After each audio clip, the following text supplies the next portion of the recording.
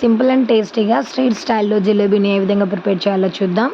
చాలా ఈజీగా ప్రిపేర్ చేసుకోవచ్చు. జస్ట్ ఒక 3 ఇంగ్రీడియెంట్స్ ఉంటే చాలన్నమాట. బాగా జ్యూసీగా ఉంటాయి. చాలా టేస్టీగా ఉంటాయి. చాలా ఈజీ ప్రాసెస్ అండి. సో, దీనికోసం ముందుగా 1 కప్ మైదా అయితే తీసుకున్నాను. దీంట్లో 1 పించ్ ఆఫ్ సాల్ట్‌ని యాడ్ చేసుకోవాలి. అలాగే 1 టేబుల్ స్పూన్ ఈనోని అయితే యాడ్ చేసుకొని బాగా మిక్స్ చేసుకోవాలి.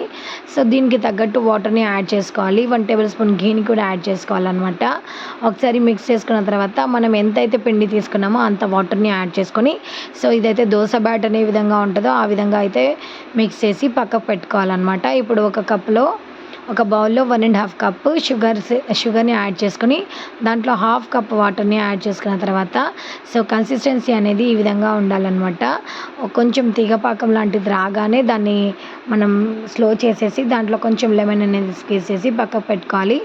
ఆయిల్ అనేది హీట్ అయిన తర్వాత మనం ముందుగా ప్రిపేర్ చేసి పెట్టుకున్న పిండిని మొత్తం ఒక కవర్‌లో యాడ్ చేసుకొని, దానికి చిన్నగా హోల్ పెట్టేసుకొని ఈ విధంగా జిలేబీస్ లాగా వేసుకోవాలన్నమాట. వేసుకున్న తర్వాత ఇవి మంచిగా క్రిస్పీగా ఫ్రై చేసుకున్న తర్వాత వేడిగా ఈ సిరప్‌లో యాడ్ చేసుకుంటే ఎంతో టేస్టీగా ఉండే జిలేబీలు అనేవి రెడీ అయిపోతాయండి. దీంట్లో మనకు కావాలంటే కొంచెం ఫుడ్ కలర్ కూడా యాడ్ చేసుకోవచ్చు. నేను ఎలాంటి ఫుడ్ కలర్ అనేది యాడ్ చేయలేదన్నమాట. ఫుడ్ కలర్ అనేది కంప్లీట్‌గా ఆప్షనల్ అండి. మనకు కావాలంటే యాడ్ చేసుకోవచ్చు, లేదంటే లేదు. సో, ఈ విధంగానే అన్ని జిలేబీస్‌ని వేసుకోవాలి.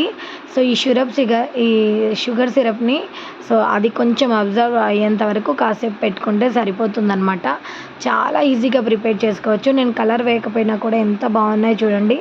చాలా జ్యూసీగా, చాలా క్రంచీగా చాలా బాగున్నాయన్నమాట. సో, మార్నింగ్ వరకు కూడా చాలా బాగున్నాయండి. మీరైతే ఒకసారి అయితే ట్రై చేసి చూడండి. చాలా టేస్టీగా ఉన్నాయి. ఇంతే. వీడియో నచ్చితే ప్లీజ్ ఒక లైక్ చేయండి. నా ఛానల్‌ని సబ్స్క్రైబ్ చేయండి. చూడండి ఎంత జ్యూసీగా ఉందో.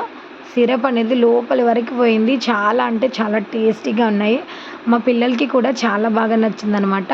జస్ట్ ఒక్క కప్పు పిండితో ఎన్ని అయిపోయాయో చూడండి. ఒక్కసారి అయితే ట్రై చేసి చూడండి. సో, వీడియో నచ్చితే ప్లీజ్ ఒక లైక్ చేయండి.